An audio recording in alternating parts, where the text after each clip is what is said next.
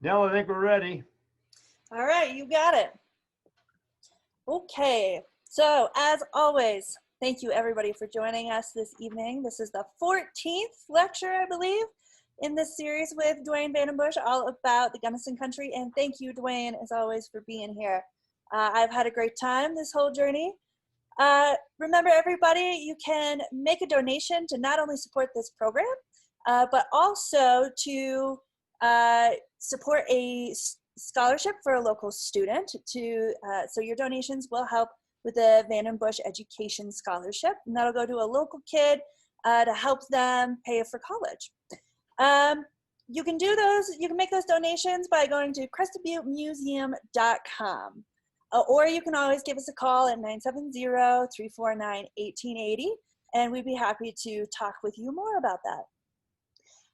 This event is being recorded. You can find this and all the others online at crestedbuttemuseum.com. Unfortunately, last week we had a technical issue and it was not recorded. So anybody, I know a few of you have been looking for that from last week, and it did not get recorded, unfortunately. So. But all the rest of them, just 1 week out of all what will be 16 is pretty good. You can also see our other videos on YouTube. We've got like a YouTube channel going, so be sure to subscribe to that to see other videos that are going up there. Again, it's all accessible from crestedbuttemuseum.com. Please consider becoming a member. Your memberships not only support this building and this programming, but also all the collections that we take care of. We have over 18,000 artifacts in our collection that we maintain, preserve, and share. We are wrapping up our walking tour season. Our last walking tours are this weekend. The regular historic walking tour at 3 p.m. this Saturday is going up and down Elk Avenue with Glow Cunningham as the leader. We also have one more themed tour. Russ Lawyer has agreed to do one more for us because it was so popular, and it's all about railroad history. So that is this Saturday at 10 a.m. So be sure to give us a call or hop on our website to be able to reserve your spot. There will be closed captioning during this, so that'll all be recorded as well. Don't forget that there are two great movies currently at the film festival, Crested Butte Film Festival, which is virtual this year. The first one is Born from Junk, all about the birth of mountain biking in Crested Butte by Buttery Agency. And the other is High Country by Red Lady Films. So be sure to check those out at cbfilmfest.org. Duane is featured heavily in both. Also, we're excited to announce that there is going to be continued Thursday night, 7 p.m. programming after Duane is done in a couple of weeks. Not done, takes a break, really. I mean, Duane's never done. But in a few weeks, we will kick off what we're calling the History at Home series. And the first speaker that we have is Marketa Zubkova. She's with the Hispanic Affairs Project, and she's going to be talking all about the Cora people of the Gunnison Valley, their history, and their community that lives here today. So be sure to check out our website to find out about History at Home. We're going to get the registration page up tomorrow. It will also be free. So just remember, we're continuing this great Thursday night programming all through the winter and through the fall as well. With that, Duane, I'll hand it off to you. Thank you, Nell, and thanks to everybody for being on board. Nell tells me we've got 421 people registered from all over the place, so we really appreciate that. The trivia question tonight will come at the end of the talk. The prize will be a book that I did on Crested Butte for Arcadia Publishing. It's 128 pages, primarily pictorial, and that'll go to the winner. The next week's topic is going to be a real good one. That will be on the western slope of Colorado. And it's something that I'm going to do also for History Colorado, so I'm going to kind of kill two birds with one stone. And like Nell said, everything has been recorded. Now, before we get started, last week, I wanted to play the Beer Barrel Polka in honor of all the immigrant people of Crested Butte. We're going to play it in honor of those people, and also from all the miners in the San Juan who danced a lot of polkas, because the San Juan country is the talk tonight. So here we go with Frankie Yankovic and 2 minutes of the Beer Barrel Polka.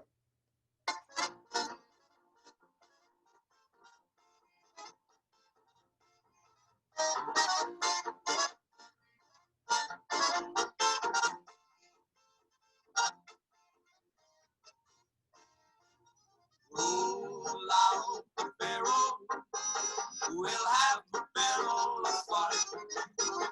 Roll out the barrel. We've got the blues on the run. Sing, boom, tarara. Ring out a song of cheer. Now it's time to roll the barrel, for the game's all here.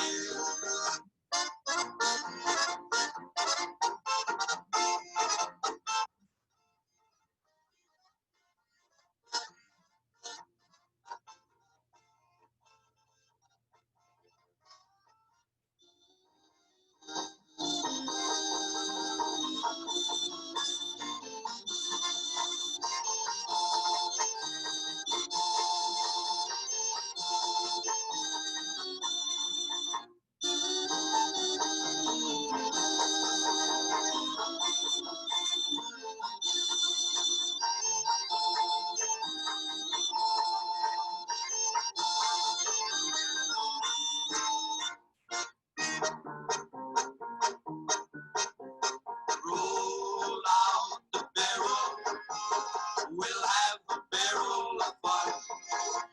Roll out the barrel, we've got the blues on the run. Sing, boom, tarara, ring out a song of cheer. Now it's time to roll the barrel, for the game's all here.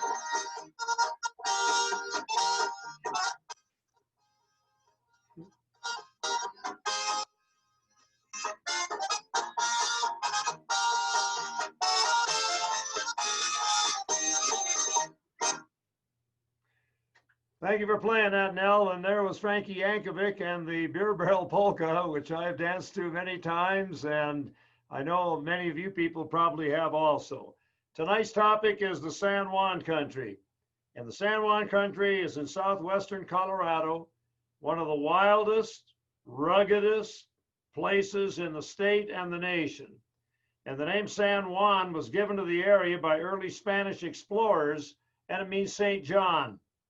The San Juan Country is 15,000 square miles, and that is the size of Massachusetts, Rhode Island, and Connecticut put together. In the 1950s, Theodore Kreuber, one of the world's great anthropologists who grew up near Telluride and the Lone Cone country of that region, was together with David Lavender, one of the great historians of the West, who also grew up near Telluride. And Theodore Kreuber was reminiscing about what it was like to grow up in that area, and she said this: "In that thin, dry air, life moved at a pace of almost terrible intensity. There were no neutral moments, the galloping brevity of spring and summer, the long months of winter with the threat of tragedy always hovering near. Colors were high, the reds in the soil, the fall gold of the aspen, the indescribable sky. Riding in summer and tobogganing in winter were fast and dangerous. The heights of the mountains and the depths of the canyons were beyond the human norm. One went about totally sensitized. No wonder recovery for the elders was a trip to the coast, and for a youngster, introversion. Get on your horse and ride until you looked out and down, tremendously out and down. God was a pagan god, in the air, over the mountains, in the waterfalls. But how can I give the feeling tone of my childhood in that high alpine valley, which simply is one of the most beautiful spots in the world?" And that is a great description of the San Miguel Valley and the San Juan Country generally. The San Juan is so rugged that it was once thought to lack a single acre of soil that could be used for farming. It is dotted with 13 mountains rising to 14,000 feet or better, deep canyons, and very rugged terrain. The San Juan also has legendary passes, the toughest in the nation: Black Bear, Imogene, over 13,000 feet between Ouray and Telluride; Red Mountain Pass, feared by all, between Ouray and Silverton; and Engineer and Cinnamon Passes, 12,500 feet high, between Lake City and Silverton. The rugged terrain made it tough to get into, but it also had a good side. The canyons furnished access into the heart of the San Juan, And in addition, the mountains are very steep. So veins of ore were exposed on their sides. They were mined by tunnels run in on the vein, draining the mines of water naturally and allowing mine cars to be pushed out of the mine by gravity. The San Juan country is bordered by Ouray to the north, Durango in the south, the Utah border in the west, and the Continental Divide in the east. The earliest settlers of the San Juan were the Mesa Verde Indians, who lived between today's Durango and Cortez from 1 to 1300 AD. They were followed by Spanish explorers looking for gold, wanting to convert the Ute Indians to Christianity, and looking for a good road between their mission station in Santa Fe and the ones in California along the famous El Camino Real, which means the Royal Road. 24 mission stations from San Diego to San Francisco, and the Royal Road or the King's Highway, the El Camino Real. Don Juan Rivera in 1765 led an expedition from Santa Fe to about where Delta is today, going through the San Juan en route. And when he got to where Delta is today, he and 20 of his men carved their name on a tree, 1765. The famous expedition of Escalante and Dominguez, two Franciscan priests looking for a route to California, they passed through 11 years later in 1776. Fur trappers or mountain men also had their day in the San Juan country, finding beaver in the many streams of the region. They came primarily from Taos, and one fur trader, Antoine Robideau, built a fort bearing his name at the present site of Delta. It has since been restored, and one can visit it today.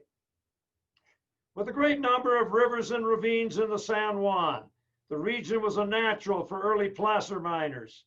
Using gold pans, individual miners came into the head of the Animas River, near today's Animas Forks in Silverton, as early as 1860.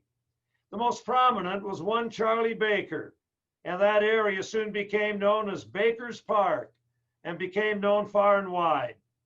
The placer gold found by the miners in the streams there was free gold. Shot, wire, grain, flour, dust, and nugget. Pay dirt. It didn't need any smelting. Just put it in your saddlebags and ride away. A number of factors ended mining in the San Juan in the early 1860s. The Civil War began, and many went back to fight for the North or the South. On top of that, the Ute Indians were dangerous, the weather very difficult, and the terrain hard to get into or out of. But miners never forgot, and when the Ute Indians gave up the San Juan country in the Bruneau Treaty of 1873, it was a signal to return. Duane, one thing that you had mentioned in the talk so far is Utes giving up their land. And I just wanted to read a quick thing from the Southern Ute Tribe website. They note the Bruneau Treaty was ratified by the United States in 1874 and is most often remembered by Utes as the agreement when their land was fraudulently taken away. The Utes were led to believe that they would be signing an agreement that would allow mining to occur on the lands located only in the San Juan Mountain area, the site of valuable gold and silver ore. About 4 million acres of land not subject to mining would remain Ute territory under ownership of the tribe. However, they ended up forcibly relinquishing the lands to the U.S. government. So I want to add that little bit. Yeah, sad case. That happened a lot. 1 year later, 1874, Enos Hotchkiss and Otto Mears were hired by the town of Saguache to build a road from that supply town over the high mountains and into the new mining area opening up deep in the San Juan, like Animas Forks and Silverton and Eureka. In November, Hotchkiss, leading a road survey party, uncovered gold in a spot that would soon become the Golden Fleece Mine. And that became a rush that led to the founding of the first great mining camp of the San Juan, Lake City. And there you can see early Lake City, about 1880, part of it. Lake City was named for nearby Lake San Cristobal. And Lake San Cristobal was formed when the Slumgullion Slide high above around the year 1300 gave way because of leaching, and a slide roared down the mountainside dammed up the Lake Fork of the Gunnison River and created Lake San Cristobal, one of the biggest natural bodies of water in Colorado today. Of course, Lake City was also the place where the Colorado cannibal Alfred Packer engaged in eating part of 5 different compatriots as he made his way towards Breckenridge. The Saguache San Juan toll road, being built by Mears and Hotchkiss, was completed over Engineer Pass at 12,856 feet and into Animas Forks and Silverton. Lake City by 1876 had 2,500 people. The Crook Smelter. A new courthouse in 1877, still used today. And the oldest church on the western slope of Colorado, the Presbyterian Church, built by Father George Darley in 1876, still holding services today. Lake City also had rich mines, the Golden Fleece, the Black Wonder, the Ute Ulay, and the Hidden Treasure. Susan B. Anthony came to Lake City in 1878 and talked on behalf of women's right to vote. The Denver and Rio Grande Railroad put in a branch 36-mile line in 1889 from Saponaro, but by then Lake City was fading. It proved to have low-grade ore, of course tough winters, transportation problems, and it never achieved the success of fellow camps like Silverton, Telluride, and Ouray. However, 52 miles away from Lake City to the east and over Slum Gullion and Spring Creek passes, another great silver town began to form just about the time that Lake City was done. And this was the great town of Creede.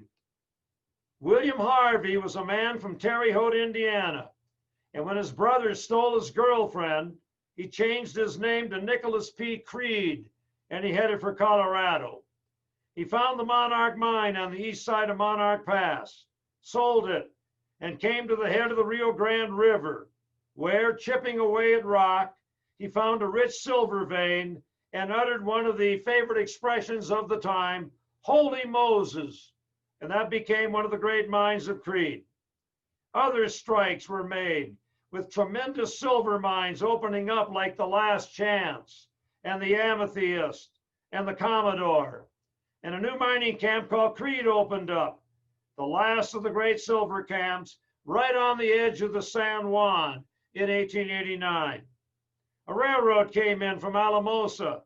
5,000 people arrived with satellite camps like Sunnyside and Wasson also springing up. It was in Creede that the dirty little coward who shot Mr. Howard, Bob Ford, the killer of Jesse James, was himself killed in Creede as he ran a casino. Soapy Smith was there and dominated the town. He got his name Soapy because he sold bars of soap to the general populace, and some of the bars of soap had a $100 bill or a $10 bill or a $20 bill wrapped around them. And Soapy would always call on one of his compatriots, and he'd buy a bar of soap, and there'd be a $100 bill around it. And then everybody wanted to buy bars of soap. And Soapy ran that scam. He left Creede and eventually wound up in Skagway, Alaska, where he was killed after cheating a man gambling. One of the great editors in Colorado was a man named Cy Warman. And Cy Warman edited the Creede Candle newspaper, and he wrote the following about the wonders of Creede. Here's a land where all are equal, of high and lowly birth, a land where men make millions, dug from the dreary earth. Here the meek and mild-eyed burrow, on mineral mountains feed. It's day all day in the daytime, but there is no night in Creede. The cliffs are solid silver, with wondrous wealth untold, and the beds of running rivers are lined with glittering gold. While the world is filled with sorrow, and hearts just break and bleed, it's day all day in the daytime, but there is no night in Creede. Sadly, Creede began as silver prices began to plummet, and 4 years after Creede opened up came the silver panic of 1893, and Creede began to go downhill. But it never really stopped producing. and produced all the way into the 1970s. Today is the county seat of Mineral County, only 52 miles from Lake City, and it's got one of the top repertory theaters in the nation, which operates in the summer. Meanwhile, deeper in the San Juan, in an area known early as Baker's Park and on the Animas River, the town of Silverton rose in 1874. The new mining camp was named by a miner named Jim Kendall, who hit a series of rich strikes in the area. Excitedly, he ran into the middle of Baker's Park to report the news, exclaiming, "Hell," he said, "we got silver by the ton out here." Hence the name Silverton. Silverton is at 9,318 feet in elevation, county seat of San Juan County.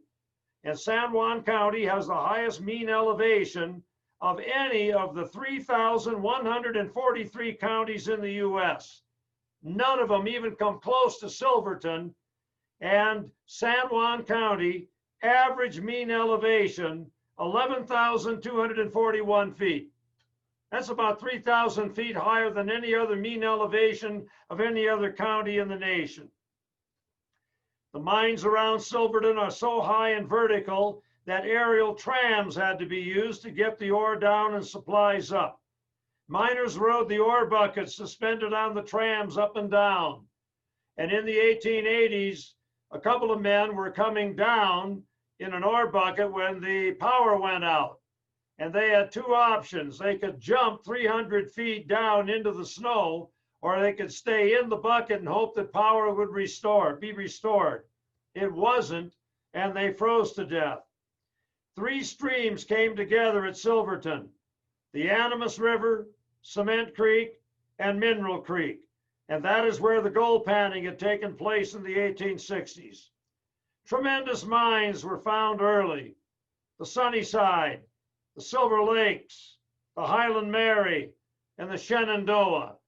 And there's a good shot of Silverton looking along the Animas River and into the Animas River Canyon, where that railroad still runs today out of Durango.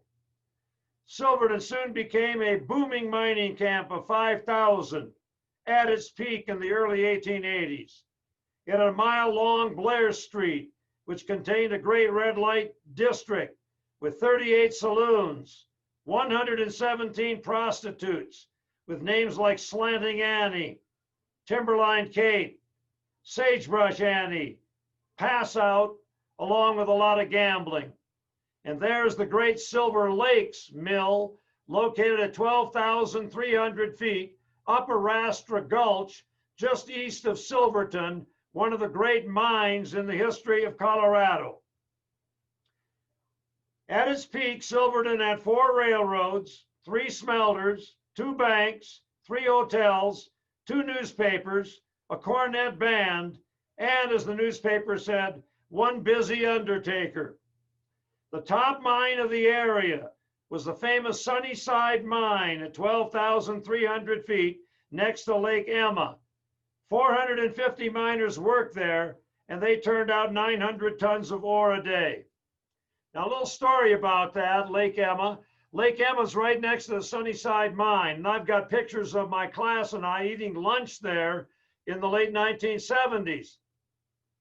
In 1981, miners began to mine under Lake Emma, and the higher they went, the richer the ore.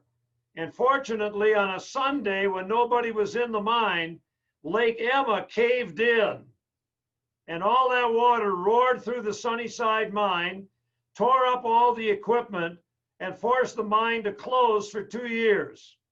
And of course, there is no Lake Emma today. The famous Grand Imperial Hotel was built in 1887 in Silverton out of brick and stone by the Thompson brothers of London as a showplace for the Silver Kings. The dining room seated 100 on the first floor. The second floor had 18 large rooms and a bridal suite, and the third floor had 38 smaller rooms. Now go to the next photograph. I think that might be the Grand Imperial. No, not yet. Go back to the original one. I'm sorry. 3 bathrooms served the entire hotel. A great story talks about a number of men at the Grand Imperial Hotel bar. And one of them made a bet with another guy and said, you can't run up to the top of Mount Kendall at 13,700 feet right outside of Telluride and return within 4 hours. A lot of money was wagered. The guy went up and down and made it. Then they drank a couple of beers and another bet was made that he couldn't do it again. And this time on the way down, in his effort to win the bet, he fell and died on the way down. In 2014, after one previous restoration, the Durango and Silverton Railroad bought the hotel, and they spent $5 million restoring it. It now has 32 rooms. A second great Silverton mine in Silverton was the Silver Lakes, and that one was just east of town and over 12,000 feet. And it was owned by a German named Ed Stoiber, whose wife Lena built the famous Waldheim brick mansion near the mill far below, with 16 rooms and gas lights. And here occurred many parties with the San Juan polka played. One person described the polka as resembling a Sioux war dance. The Silver Lakes produce over 1 billion in gold and silver by today's prices. It had 17 miles of underground tunnels, and an aerial tram ran from the mine to the mill below. 40 buckets carrying 600 pounds each, 600 feet apart. 2 miles of steel cable was used at $3.25 a foot. And that's how ski lifts got the idea from those aerial trams. From 1880 to 1918, Silverton Mines produced $62 million of gold and silver. And that's about $5 million by 2020 prices. And Silverton became one of the top mining camps in the nation. The main problem Silverton had early was the lack of a railroad. And that was solved in 1882 when the 45-mile-long Denver and Rio Grande Railroad built through the Animas River Canyon to Silverton. And that's the one that you ride today, and 200,000 people ride it every year today. It was started by a Texan named Charlie Bradshaw in 1981. You're looking at the 100 stamp mill at Eureka. Only 1 or 2 of those existed in all of Colorado, and a stamp mill is a means of crushing the ore. And Eureka is about 6 miles outside of Silverton along the banks of the Animas River. What Silverton really wanted, however, was a railroad that would link it up with Ouray, only 23 miles to the north, and through some of the greatest mines in Colorado. However, the fearsome Uncompahgre Canyon, narrow and with 20% grades, barred the way 6 miles from Ouray. The famous pathfinder of the San Juan, Otto Mears, attempted to build a railroad between Silverton and Ouray. And his first attempt was a narrow gauge line that ran 17 miles from Silverton along Mineral Creek and then dead-ended at the end of the Uncompahgre Canyon. It cost $725,000 and ran, they said, from nowhere to nowhere. From the top of the canyon, Mears built a wagon toll road, the Red Mountain Pass Toll Road, with the toll gate at Bear Creek Falls, plummeting 210 feet into the Uncompahgre River. Otto Mears' second attempt was the narrow gauge Silverton Northern. This one ran along the Animas River, east out of Silverton, past the towns of Howardsville and Eureka, and then arrived at Animas Forks at 11,200 feet. From there, Otto Mears was in the shadows of both Cinnamon and Engineer passes, but they were much too steep to try to run a railroad over them and into Lake City. Mears was undeterred, and in 1899 ran a third narrow gauge line trying to get to Ouray. This one was called the Silverton, Gladstone, and Northerly, and it ran up Cement Creek to the Gold King mine at Gladstone. You might remember the Gold King mine. That's the one that they had the tremendous spill in about 4 years ago. And he ran it all the way up to the Gold King mine at Gladstone, hoped to get to Lake City, but the road dead ended 9 miles up Cement Creek, again in the shadows of Cinnamon and Engineer passes. So Mears wasn't able to make it. But later on, he did make it as he went from Ridgeway over Dallas Divide, Telluride, Trout Creek, went over Lizard Head Pass, Dolores, Cortez, Durango, and then he used the 45-mile branch for the Rio Grande to get through the Animas River Canyon and into Silverton. He went 187 miles in a masterful piece of evasion with a railroad narrow gauge called the Rio Grande Southern. Although the silver panic of 1893 hurt Silverton, it didn't stop that great mining town because it also mined gold, and that saved the camp. And Silverton became known as the town that never quit. In 1918 and 19, however, Silverton suffered a great disaster when it was hit by the Spanish flu. The flu killed 10% of the town's population, about 200 people, 12 times the state average, and the highest percentage of any town in the United States. There were 888 flu and 415 pneumonia cases. Schools closed, public meetings were banned, a quarantine came, masks were required, and home cures were tried to no avail. The flu overwhelmed doctors and nurses. One nurse said, 2 things happened. Suddenly you couldn't breathe, your lungs seemed to collapse, or else you hemorrhaged and died in a few minutes. There was the story of an undertaker in Silverton who didn't answer his phone. When they went to see what happened, they found him dead with many bodies around him. By the 1950s, with its great scenery and frontier look, Silverton was discovered by Hollywood. Many movies were made there, including Viva Zapata, Around the World in 80 Days, Northwest Passage, Across the Wide Missouri, and Maverick Queen. Clark Gable was there in a movie, and near Molas Lake between Silverton and Durango, a lot of the kids from Silverton went up there to watch, and then they got in the chow line. And finally, one day, one of the guys realized they weren't extras and tried to kick them out of the line. But Clark Gable, being the great person he was, he yelled out, he said, "Hey, Ed," he said, "those kids are with me." And the kids were able to go through the chow line. Jimmy Cagney was so short, he had to get on a stool to get on the horse. When Robert Stack shot a bottle with a 6-shooter in the air, it actually was shot by a man behind him with a .410 shotgun. Virginia Mayo used to change her clothes in the Grand Imperial Hotel with the shades open, and everybody was watching until she finally caught on and closed the blinds. Audie Murphy got in big states crap games with $10,000 on the table. In 1929, the Mayflower Mill was rebuilt, replacing the Silver Lakes Mill. But in the Depression 30s and 40s and into the 50s, mining hit rock bottom in Silverton, and that would lead to a miracle. In 1958, Father Joseph Halloran and the Catholic Church decided to put in a Christ of the Mine shrine at the base of Anvil Mountain overlooking Silverton. It would be made of Carrara marble from Italy.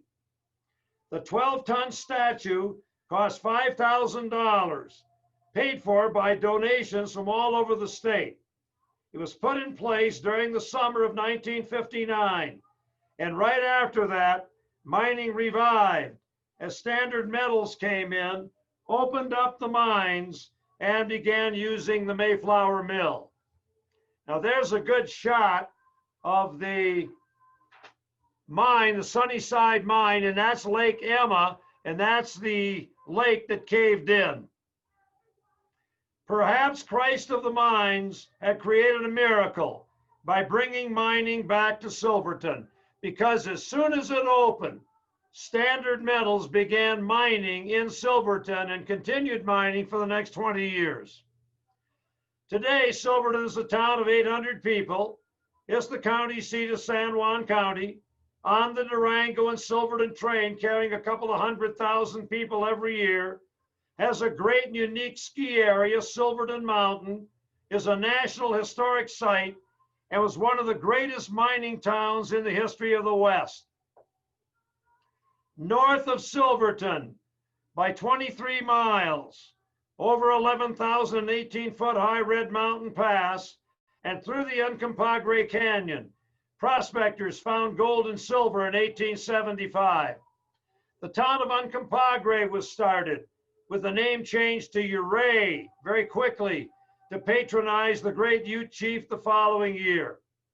Ouray has been called the Opal of the Mountains, the Queen City of the San Juan, and the Switzerland of America. It is stunningly located at near 8,000 feet and has tremendous canyons, 14,000-foot high mountains, beautiful red sandstone cliffs, and Mount Abrams jutting up to the south. You're looking there at the Grand Imperial Hotel in Silverton. Gold and silver discovered early on the flank of nearby Mount Sneffels, and assayers came in and got 12,000 ounces of silver to the ton. Fabulously rich ore.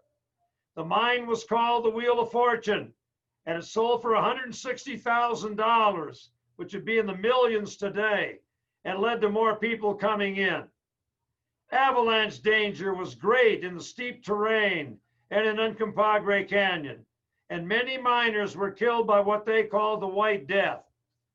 Reverend Marvin Hudson in the spring of 1963 and his two daughters were killed by the East Riverside slide. 3 crosses off Highway 550, not far out of Ouray, en route to Silverton, mark their deaths. And another marks the death of a snowplow driver also killed in an avalanche. A Walt Disney photographer was killed filming a Forest Service slide in the 1960s and still shown to workers even today. And that slide came roaring down. It was set by the Forest Service, filled up the road and came up the other side of the road 200 yards, killing the man photographing it from the other side of the road. By the late 1870s, Ouray's mines had produced over $100 million by today's standards, in silver and some gold. Remarkable, because it really didn't have a railroad. Rocky Mountain canaries were the salvation. And a man named P. David Smith has written about this on the backs of burros. Nell, go to number 10. I think that's the burros. That's Otto Mears on the railroad coming up near to the top of Red Mountain Pass. Can we go to number 10? There's a Christ of the Mines shrine that we talked about in Silverton that is overlooking Ouray, or overlooking Silverton, excuse me. There is a shot of Ouray in 1893, a July 4th celebration. The great mines of Ouray, and there's the burros. P. David Smith has written a great book called On the Backs of Burros. And without those great little animals, the miners never really would have made it. And there goes a burro with about 200 pounds on his back, with a miner behind him going up to his claim. The great mines of Ouray included the famous Camp Bird up Canyon Creek, the Wheel of Fortune, the Virginius, the Revenue Tunnel, and the Bachelor Syracuse. The Beaumont Hotel, which is an Indian word for beautiful, opened its mahogany panel doors in 1886 at the beginning of Otto Mears' $1 million highway, which really cost $40,000 to build. And there it is in its magnificence in the 1890s. Mears Road from Ouray to Silverton was called the $1 Million Highway, not because it cost $1 million a mile to build, but rather they figured for every mile that they built the road, they covered up $1 million worth of ore under the roadbed.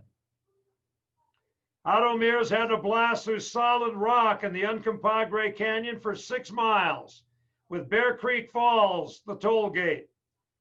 The Beaumont today has been restored at a cost of $5 million and is open with 10 rooms. It is one of the 7 great hotels of Western Colorado, with the Jerome in Aspen, the Hotel Colorado in Glenwood Springs, the Strater in Durango, the Grand Imperial in Silverton, the Sheridan in Telluride, and sadly, the no longer in existence La Vida Hotel in Gunnison. In Ouray, and there's Otto Mears toll gate with Bear Creek Falls running below. And obviously you're not getting by without paying the toll going through that area.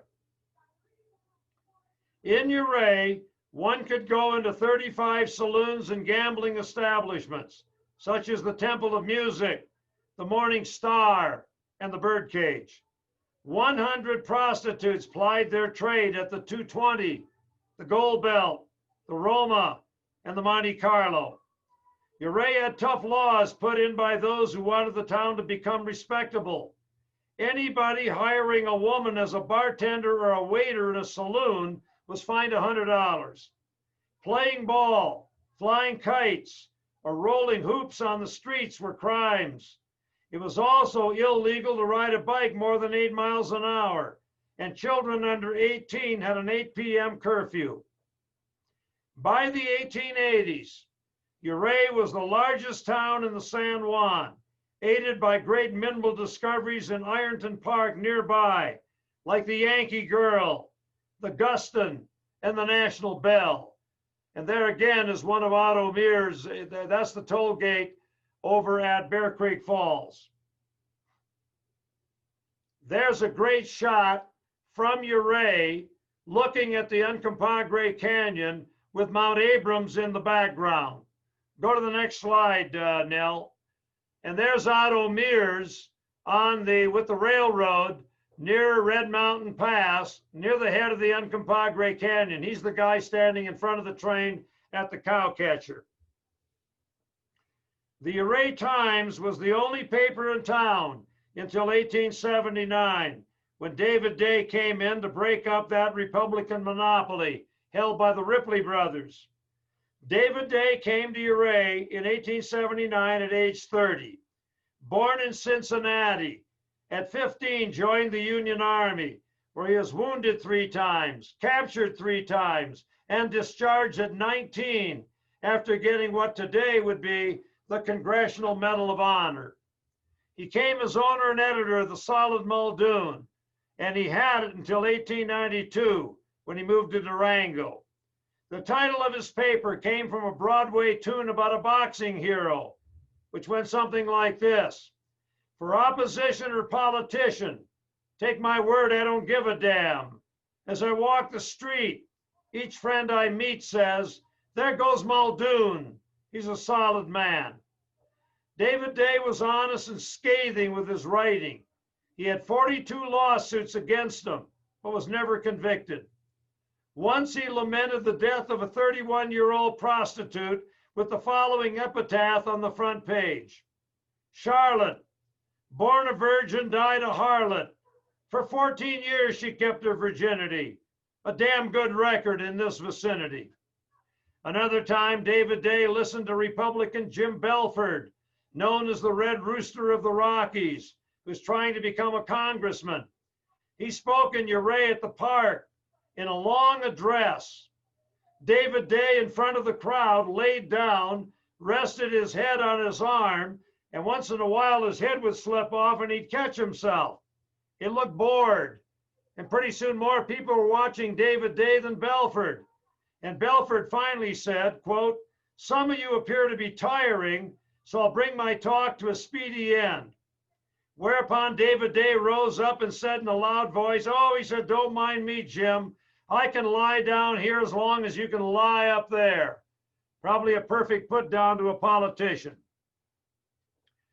There is Corkscrew Gulch, and that's in Ironton Park, not but far from Ouray and Silverton. And now we come to Thomas Walsh, Thomas Walsh was 19 years old when he left his famine-plagued Ireland and came to Colorado. In 1895, he was living in Ouray, living modestly. Always a miner, he hired a good local prospector, Andy Richardson, to look for ore up Canyon Creek. Nell, let's go to number 20 and show Thomas Walsh. That's Red Mountain Town, near the town of Red Mountain Pass. Keep going. And there's a great painting of the Rainbow Route, the three railroads of Otto Mears. Narrow gauge railroad trying to bridge the gap between Ouray and Silverton. And one more. And there's Thomas Walsh. Thomas Walsh hired that prospector named Andy Richardson to look for ore up Canyon Creek out of what today is Ouray. 7 tough miles up the creek, Richardson came to 2 abandoned claims, liked the looks of ore there, and brought specimens in canvas sacks to Walsh, who kept them under his bed for 2 weeks. Didn't seem anything spectacular about them. And then he finally took them into Silverton and had them assayed. The assay report showed $3,000 a ton of rare gold tellurium. That's one of the richest strikes ever. Now that means for every ton of muck that you bring up, there's $3,000 worth of rare gold in that 1 ton of muck. Thomas Walsh quietly bought up all the claims in the area for $20,000, and he named his new mine the Camp Bird after the Canadian jay of the San Juan. He made $4 million the first 5 years, poured $5 million in improvements, employed 400 miners. A 2-mile tram ran from the upper to lower workings. In its lifetime, the Camp Bird turned out $60 million in silver and gold, and that's $1.2 billion by today's price, and made Thomas Walsh a multi-millionaire. He sold out to an English company in 1902 for $5.2 million. And that was the largest sale ever up to that time in Colorado, and then went to live in Denver and traveled in Europe. His daughter, Evelyn Walsh, wrote a book, Father Struck It Rich, a little later on, and she and her boyhood chum, Ned McLean, got married, got $200,000 from the 2 rich families, and went over to Europe, ran out of money, had a wire for more, bought the Hope Diamond, and everybody knows there's a curse attached to the Hope Diamond. Thomas Walsh died of lung cancer. Ned McLean of alcoholism.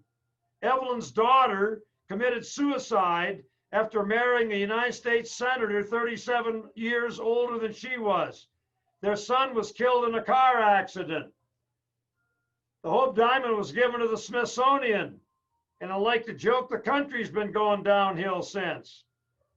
Today, Ouray has 700 people, county seat of Ouray County, has the Box Canyon, world-class ice climbing, the Perimeter and Bear Creek trails, great hot springs, San Juan Odyssey video, which is spectacular, Black Bear and Imogene passes between it and Telluride, and of course, had tremendous ore.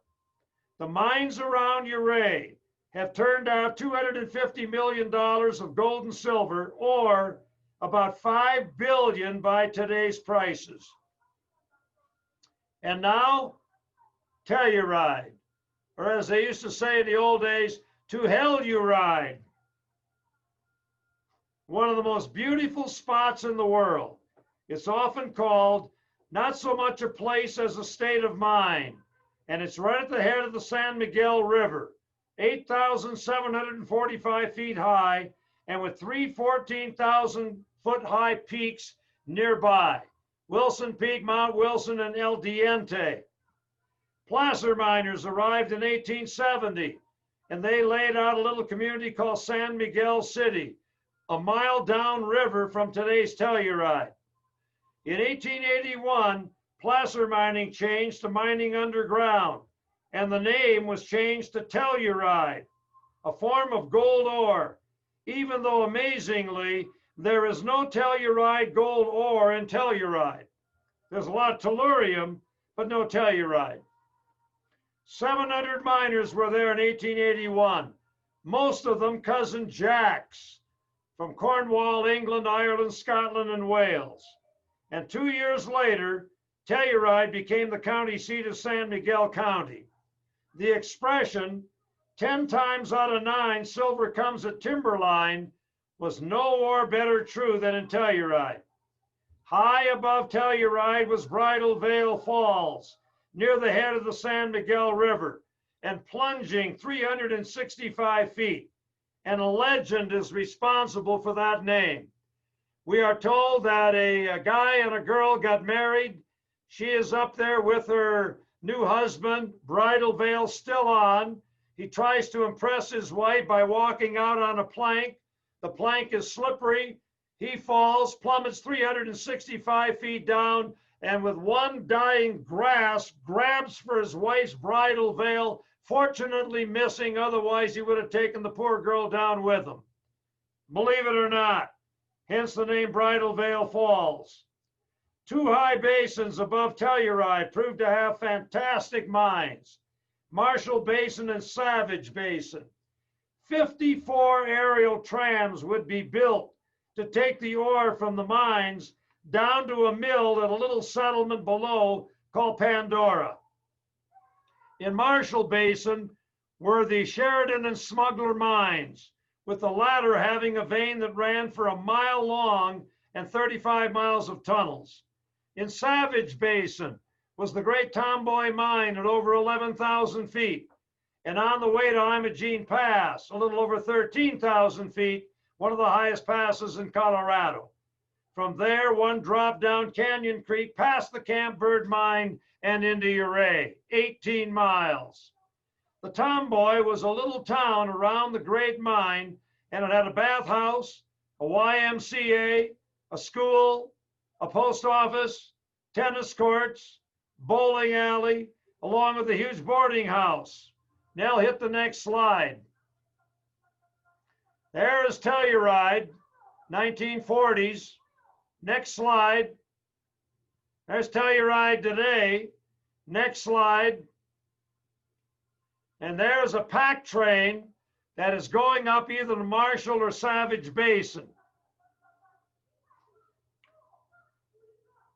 Very late, Harriet Backus, an 18-year-old wife of a mining engineer, wrote a tremendous book about the Tomboy area called The Tomboy Bride.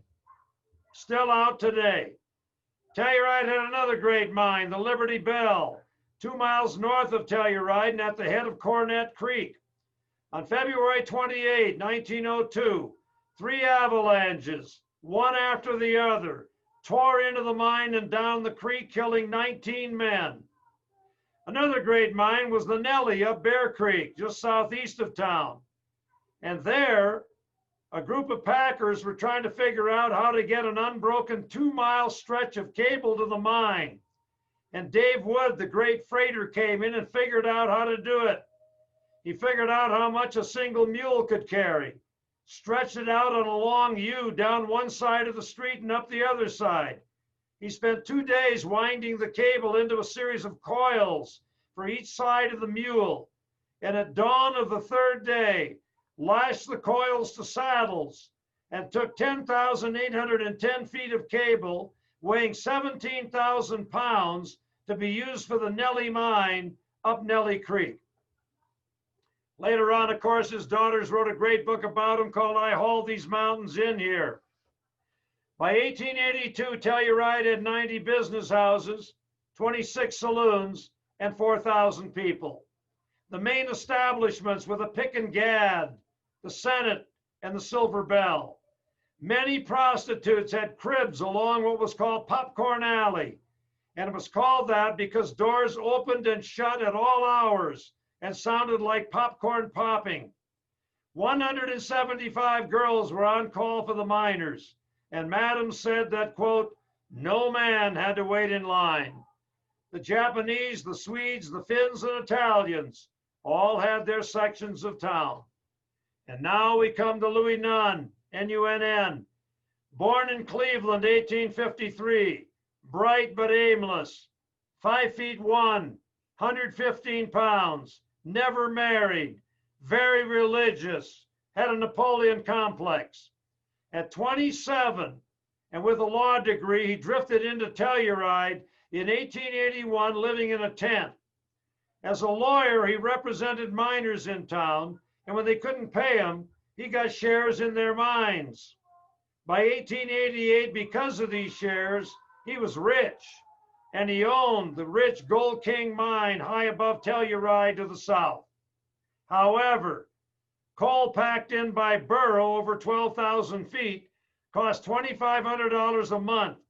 And during the winter, when trains did not run often, he couldn't get coal up there. He needed a different source of power. There is a good example, folks, of the Tomboy mine. There's the boarding house. There is that wooden structure there has covered up the tramway to protect it from avalanches. Fantastic photo.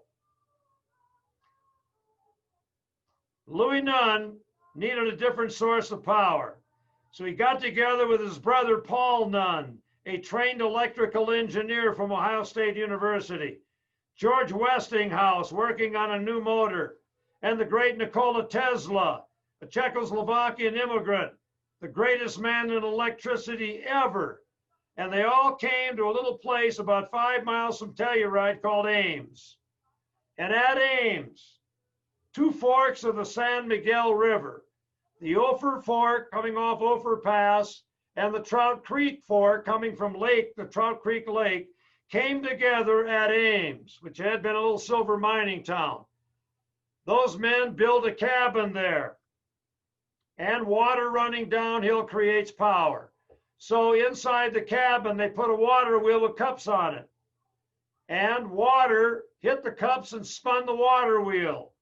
And they belted a generator to the water wheel. And then they put wooden towers, 2,500 feet straight up to the Gold King mine, and then strung lightweight copper wire on top of the towers. And then they threw a switch, and at 186,000 miles a second, power surged to George Westinghouse's alternating current motor at the Gold King mine. And that, ladies and gentlemen, is the first use of alternating current electricity in history. Thomas Edison had direct current, but direct current you can't run very long distances because it loses its voltage. So it's okay in subways or dynamos. Alternating current can be run long distances because you can step it up or down using transformers which vary the voltage. Tesla went on to develop electrical engineers at Ames. They were called pinheads because anytime a guy came in from a different state, Louis Nunn would put a pin on the map. Louis Nunn also started the Telluride Association at Cornell, and then Deep Springs, California. 20 brilliant students living there for 2 years, learning electricity. Telluride peaked at 5,000 in the year 1900. 25 great mines, 3 mills, 54 aerial trams. A big strike came in 1901, Western Federation of Miners against the mine owners. And one of the men working for the labor union was a guy named Harry Orchard, who was a professional assassin. He had blown 13 people up near Cripple Creek at the Independence Railroad station. And he suggested maybe rolling kegs of dynamite down the main drag of Telluride or poisoning the town's water supply with cyanide. Luckily talked out of both. Jim Clark, famous sheriff in Telluride, conveniently out of town in 1899 when Butch Cassidy and the Sundance Kid robbed the Bank of Telluride. 3 weeks later, Clark got his share for being out of town. And a great little story. I had a friend named Louis Stevens who went to school at Western. And Louis went over to teach at Silverton. And his daughter was on the 7th and 8th grade basketball team, and they went over to play a game in Telluride. And while his daughter was over in Telluride, word came that a slide had come, the East Riverside slide had run, and the buses wouldn't be able to get back. So what the miners of Telluride did was take those girls and their coaches into the Pandora Mill and then took them from one level to another, 29 levels up, and dropped them out on the other side of the Riverside slide where the Pandora buildings are today, where their parents had cars and picked them up. You can never do that today. In 1971, with mining fading, Joe Zoline, a California realtor, bought up a ranch southwest of town and began the Telluride ski area. And the Telluride ski area opened up in 1971. The mines closed in the 1970s, and Telluride turned out $350 million of gold and silver, $7 billion by today's prices. Today, it's got a gondola built in 1996, which connects Mountain Village at 9,545 feet with Telluride at 8,745. It is the only kind of transportation in the US like that, and it's free. The ride from the village to town or vice versa, 13 minutes. Today, Telluride is famous for its festivals, has the renovated Sheraton Hotel, a great ski area, an 18-hole golf course at the village, 2,500 people in town, 1,500 at the village, and stunning beauty. The Sheraton Opera House has hosted people like Lillian Gish, Sarah Bernhardt, Keith Carradine, Carol Burnett, Sissy Spacek, Mary Chapin Carpenter, and Jackson Brown. And hanging in the Sheraton for a long time was a painting of a prostitute named Audrey, painted by her boyfriend when he needed money. It led to a limerick which went like this: there was a young woman named Audrey, whose life was most pleasant though tawdry. She posed in the nude, which for her was not rude, but an ad for activities bawdry. So, the San Juan country, a state of mind as much as a place.